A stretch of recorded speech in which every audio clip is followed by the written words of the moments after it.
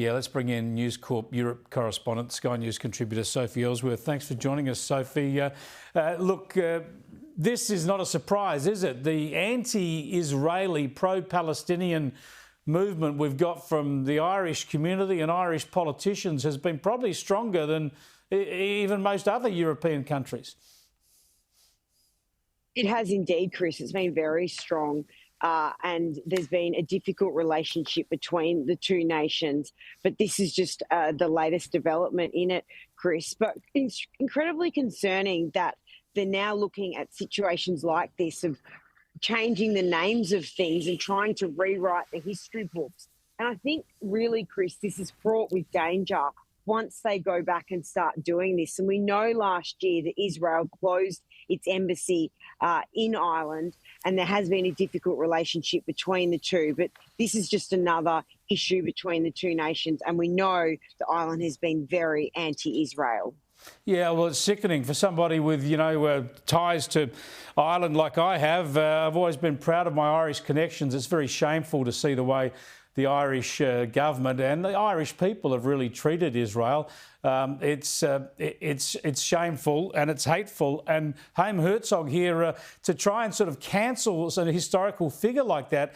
He was such an incredible story. The son of the former chief rabbi in Ireland, born and raised in Ireland, went to the Middle East to help fight for Israel and found its independence and then rose to become president. I mean, a person like that, whatever you think and whatever your politics are, he has to be celebrated and not cancelled in hindsight, surely.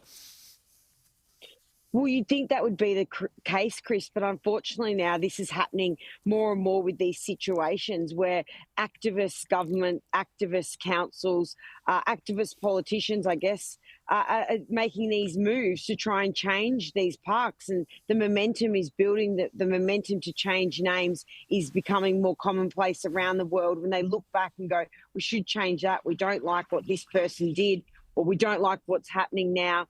I just think, Chris, this is a real problem when we start doing this. Yeah, well, it's nuts. And we've had our own examples in Australia, of course, and one happening now with Burke and Wills, of course. But if you go to England, actually, and the former Prince Andrew, we've got a similar issue there where there's a place in Northern Ireland, obviously part of the UK, where they're looking to get rid of their Prince Andrew Way. Of course, he's not Prince Andrew anymore. They want to change the name of that one to commemorate or recognise another royal. In this case, I suppose, given what's been revealed about him, it might be a little more understandable. Well, this is a live issue, Chris, obviously, with Andrew Mountbatten Windsor. This has just happened in recent weeks. This isn't looking back decades ago and trying to change the name of someone who served their country as president, as we just discussed. But this is a different situation. But I imagine, Chris, if you have a house on Prince Andrew Way, you probably might struggle when you're trying to sell it, because there are people who are very, disgusted with Prince Andrew, or formerly Prince Andrew. And I can understand that there are many people annoyed about this. And so there are moves afoot to do this. And so I think we will keep seeing cases of this. We've seen so much commentary around Prince Andrew, former Prince Andrew. I keep referring to him, for Andrew Mountbatten Windsor. There'll be more to come on this, Chris, and it's very damaging for the royal family, and this is just a small part of it. It sure is, Sophie, and we'll catch up with you in future weeks to get more details on all that. Thanks for joining us again, Sophie Elsworth there, live from Europe.